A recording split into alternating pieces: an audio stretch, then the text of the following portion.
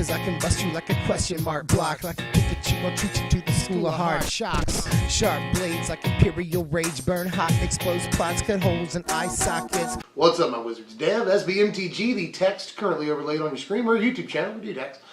Here's one, as a matter of fact. We're doing Super Tutelage today. Super Tutelage, brothers. This, Sphinx's Tutelage, especially blue-red Sphinx's Tutelage, has been around for like, I don't know, 8 months? When did Origins come out? Like May, something like that. So it's been around forever. But Oath of the Gatewatch gave us some pretty cool new pieces, and more than just expedited slip-through space. I got a couple of things here. So, let's check this thing out. It's actually probably the best incarnation of the deck we've seen so far. Rather than do a double deck tech like I've been doing lately, I'm just going to go through the competitive version, and anytime I hit a card that costs really any amount of money, I'm just going to tell you what you could sub in instead, including a guy who I get that request for a lot. You'll see. Let's go. I'm going to switch it up on you. Do the enchantments first. I never do that. But the enchantments are important because it's the whole reason we're playing the deck. We're playing 4 copies of Sphinx's Tutelage, which I will talk about an awful lot throughout this thing. But, Sphinx's Tutelage, you guys, really, really good when we have multiples out. I see some Sphinx's Tutelage decks that only play like 2 or 3. I'm going the full Monty here and playing the playset because multiples out are so good. Sometimes 2 of them out is GG's. If you just play like 1 or 2 spells. So definitely gonna do the whole playset of this. 4 copies, finish off the enchantments while we're here. 4 copies of Oath of Jace in the deck. These Sphinx's Tutelage decks of old, of yore, would play Monastery Siege in this very slot. A playset of that, it's still a 3-mana enchantment that draws cards, we discard things. This is way, way better. We get 3 turns worth of Monastery Siege value all in one play, and we only have to discard 2 instead of the 3 we would have to discard over 3 turns with a Monastery Siege. I just feel like this is way, way better, and it's still good in some ways that we get to discard cards. We can abuse that in at least one form, so still just a great card. Drawing 3 cards all at once in this deck is absolutely ridiculous, so let's do that as often as possible. We're playing 5 whole entire creatures in the deck. We don't really care about creatures too much, but we do need them for what they do. We're playing a playset of 1 dude and then a 1-of of another creature. Let's start with the 1-of. Play 1-of Jorian Ruin Diver in the deck. Was it 2-of? Dropped her down to a 1-of. Still a fine card. We draw so many cards I don't want to draw extra copies of this or anything. And it's not good in multiples because of legendary rule, all that stuff, But it is a body. We're sorely lacking bodies. This is the only real body in the deck. But we need those whenever we can get them. And very good 4th through 6th turn play. You play your Jorian on turn 4, you expedite her, you draw a card off the expedite and a card off your Jorian. Or you can drop a Jorian and then pretty much anything by the 6th turn and draw that extra card. So really, really good right there. Jorian is fine, but we don't want to see her all the time or anything. Just a pretty good supplementary creature. We're only playing 1 other creature in the deck, but like I've already said, out of 4 of. We're playing a playset of Jace Fringe Prodigy. Don't click away. I know a lot of people do that, but I will give you budget options for this, which is probably one of the most requested things I get, like on a daily basis. What are some budget options for Jace? I'm thinking about doing a whole video on that, but I'll give them to you, don't worry. Let me talk about Jace, the man himself, here for just a second. Sorry he costs so much money, but he's so good for the deck. He seems tailor-made for this deck, and many other decks, but that's also this deck, that's beside the point. In this deck, he draws you the card, enabling you to obviously mill off of Tutelage. When you do flip him, his first ability is a form of defense, which is at a premium in this deck. We need all the defensive options we can get, and it can recast things that draw you cards. Absolutely everything about it. And his ultimate's even pretty good if you can manage to get it off, so everything about Jace the deck absolutely wants. But let me talk about some budget options. I have never actually done this. Usually in the comments people will say, what's a good budget option if I don't have Jace? And then other people will respond like, nothing. Which isn't absolutely true. There's nothing with the raw power of a Jace, but there are things that come somewhat not close, but they do stuff. First of all, I want to talk about a weird thing, which some people enjoy, actually. I've had this, talked about in the comments a few times.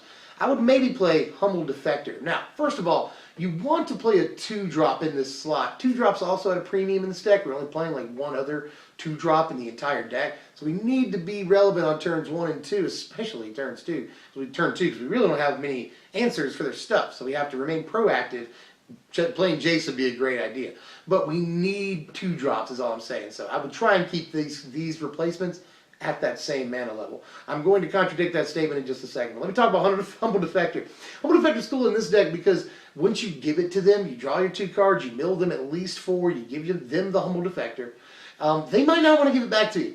Like, they'll draw 2 cards, sure, and everybody wants to draw cards. If they give it back to you, they're going to mill at least another 4 guaranteed. And nobody wants to do that. And so the humble defector will sometimes just sit on their side of the board like a grapefruit. So it's not a terrible choice at all. That's all I'm saying. It's not as good as Jace, but still draws us a bunch of cards, gets a bunch of mill triggers, and they might not want to give it back to us. So if they do, that's just more mill triggers. That's cool. Other things you can play are Jeskai Elder or Jeskai Sage. They both have prowess for playing a lot of 1 mana spells in the deck and just a lot of non-creature spells in general, so prowess is good. Jeskai Elder will help you draw the card. You can dump stuff in your graveyard if you want to. You probably don't if you're not playing Jace, because then you can't recast things. But Jeskai Sage is just the same. When they do decide to kill it, they're going to have to eventually. You know, you can actually threaten wins with this in some instances. But when they do kill it, you draw the card, mill off tutelage, it's fine. I think Humble Defector is probably the best thing I've talked about so far as replacements for Jace in this deck.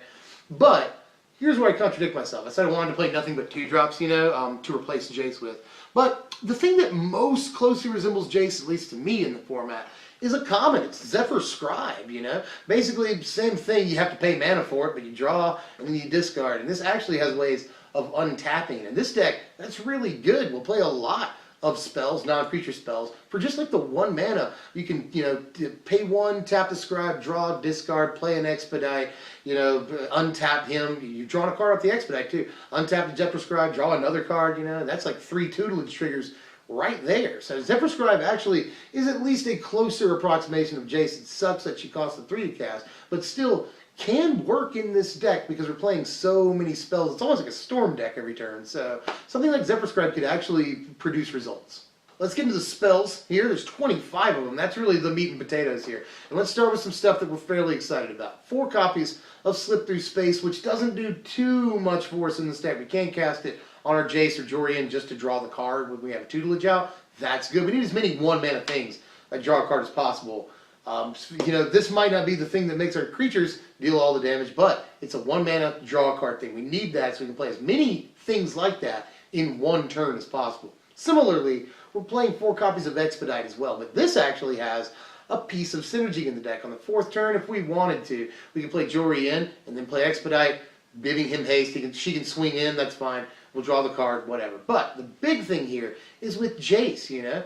On turn 3, we can play a Jace, play Expedite on him, draw the card, tap the Jace, draw a card. That's cool. Or, better even, later on in the game, once we have a tutelage out, we can play a Jace, play an Expedite on him, draw a card, mill 2. Then we'll tap the Jace, draw a card, mill 2, discard a card. Then we can flip the Jace and immediately recast the Expedite we just cast. Then we'll draw a card, mill 2, you know. So all of this is pretty cool right there. That's 3 mill triggers for what? Just a couple of mana? That's not bad at all. So the Expedite synergy with Jace is off the charts. But both Slip Through Space and Expedite, you can cast on their creatures if you want to. There's nothing saying you can't. So even though we don't play a lot of creatures, they're probably going to play a couple, and we can target their dudes with these just to draw cards. So very, very important to the deck. We have as many things that draw cards for just the 1 mana as possible, regardless of what else they do. 4 copies of Magmatic Insight, still with the 1 mana spells. We got a million of them in the deck, you know. But Magmatic Insight, super important, you know, probably the best 1 mana spell that we play purely. That draws us cards at least.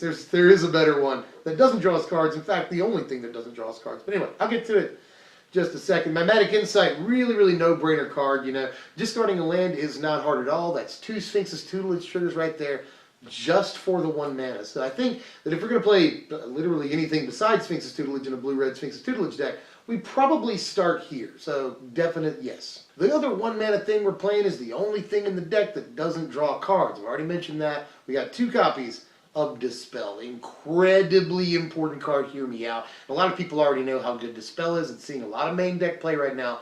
Very important in this deck. First of all, against things like Esper Dragons and other control-based decks, fantastic freaking card right here, because we can get our tutelage to resolve way more easily. On turn 4, play the tutelage, leave a mana up for your Dispel. They might try to counter it. We can counter their counter spell with a Dispel. Very important. But even more important and really most important is that Dromoka's command has the potential to absolutely devastate us, and we can't recover from it, you know? So, you know, for instance, on turn 2 we could play a Jace, turn 3 is Sphinx's Tutelage. They could follow up on the next turn by playing a Dromoka's command, making one of their creatures fight the Jace and kill him, and make us sacrifice the Tutelage. We will not recover from that. So, we have to protect against Dromoka's command at pretty much all costs because it totally blows us out. So, Dispel, incredibly important that we play that. Not just for those reasons, but others, you know. Big aggro decks will play a lot of instants and stuff. So, yes, absolutely, yes, play this card. Just trust me. Into the only 2-drop spell. We're playing 4 copies of Tormenting Voice, and like I've said, 2-drops are kind of, we have a shortage of 2-drops, and we play all the ones we can. This is probably, besides Jace, the best 2-drop we can possibly play in the deck. Again, 2 Sphinx's Tutelage triggers is just about all we care about, just for the 2 mana. So, again, no brainer. All the red-blue turbo Tutelage decks have played this card and Magmatic Insight at a 4-of. We're going to do the same thing here. I think history has taught us that lesson. Here's a weird card, something else new from Oath of the Gatewatch. 3 copies of Grip of the Royal, which has been a freaking all-star. This card is actually really, really good. For 3 mana, we can play something and then the Grip of the Royal, tap down their biggest creature for up to 2 combat steps, and draw a card getting a Tutelage trigger. So many good things about this. We need a little bit of tempo. It acts as a form of removal for at least a turn or 2. You know, locking things down in this deck for 2 turns is sometimes literally all we need. So, just Grip of the Royal has been fan-freaking-tastic. Drawing us the card is great. The Tutelage trigger is good off of that. Taking down their biggest creature is good, you know, for a turn or 2. So, Grip of the Royal, yeah, I totally suggest playing this. You know, I had it in the sideboard for a while, then started noticing that I was citing it in literally every game. So, try Grip of the Royal out. Let me know what you think, because actually this card's been really good. And to finish off the spells, 4 copies of Treasure Cruise. Yet another no-brainer inclusion in the deck. We're playing so many, like, 1-mana things, you know, that we should do this. And we're even playing some fetch land, Evolving Wilds, you know, which you don't have to play Evolving Wilds. I'll get to that when we get to the lands, but I just really want to fuel Treasure Cruise as easily as possible, and I want to play the playset, so I'm playing Evolving Wilds. But anyway, beside the point. We will be able to get this for 1 or 2 mana like 90-some-odd% of the time. Even if you have to pay 3 mana, it's still 3 cards. That is mill 6 guaranteed, if not 10 or 12 or more, you know. So again, just sort of in the shell of the deck, it's like Tutelage, Magmatic Insight, Tormenting Voice, Jace, this. Definitely part of the shell no matter what. So play it. Lands in the deck, and you don't have to get as fancy as I've gotten here. You just play 4 Shivan Reef and then a bunch of islands and mountains. If that's what you want to do, that's totally fine. I don't have any qualms with that. But I like to get a little funky sometimes. Here's our sideboard right here. We're mostly trying to deal with aggro because aggro completely obliterates us game 1 and has the potential to do it games 2 and 3. We have terrible matchup against aggro. We're trying to fix that. A full play set of Fiery Impulse, you know. We've got Radiant Flames in there, which even though we're only playing a 2-color deck, we see that, for instance, Kozilek's Return. People play that. It wipes the board of most early game creatures. Same thing with this, you know, only with 2 damage, we can wipe the board of a lot of early game creatures. And we're sort of at a premium for mass removal sweepers, so even just 2 damage off of Radiant Flame sometimes is exactly what we need, especially against the Atarka red decks that just so completely destroy us. Here are the power rankings for the deck. A final score of 63, which, you know, don't take that too much to heart because honestly, this deck is weird to score, as most combo decks are. It's a very traditional scoring system that scores traditional decks in a traditional manner. Tradition. This, not a very conventional deck at all. I switched words. But not a very conventional deck by any stretch or any measure, you know. So it's kind of weird to grade on this system. And yeah, there are some things that stand out there. The resiliency is because of Jace. Shouldn't be a very resilient deck at all. We should get blown out quickly. But Jace makes us way, way more resilient. And the offense, I'm counting milling cards as offense. That's why that number looks pretty high. But in any case, I wouldn't pay too much attention to the scores of a combo deck most of the time because it doesn't score the same way as other decks. As far as cost, there's a massive disparity in the cost of the deck depending on whether you go Jace or no Jace, you know. If you do include Jace, the deck's going to cost you about $270. That's a lot. Anywhere between $275 really and about $300 the deck's going to cost you. That's a fair little pinch, but if you decide not to include Jaces in the deck, you could spend as little as $20 on the deck. Sounds pretty good to me, right? It's not bad at all. The things that's going to cost you like the most in that situation is like, what, Seagate Wreckage? It's not a really hard deck to build in any way if you take out the Jaces, but I do recommend, for the record, that you get the Jaces. because they are just absolutely ridiculous. Go. That's all I got for now. I'm not going to tell you what I'm thinking about doing next time. I'm much more interested in what you want me to do next time. I am working on like 6 different things right now. Actually, more, like way more. But still, I'm working on a lot of stuff right now. But I'm really interested in what you want to see. And if you can't wait for the next video to come out, you can always check out some of these fine videos that I've worked very hard on since the Gatewatch came out. All of them I'm kind of proud of, at least a little. They're my babies. So check those out. And of course, if you enjoyed this content, smash the thumbs up button. That's important to me. Like, share, comment. I want to know how you felt about it. I know a lot of people love Sphinx's tutelage. I think Super Tutelage is actually the best incarnation we've seen so far. And sub if you're new. If you haven't done that yet. I'm Dev from SBMTG. As always, thanks for watching, my wizards.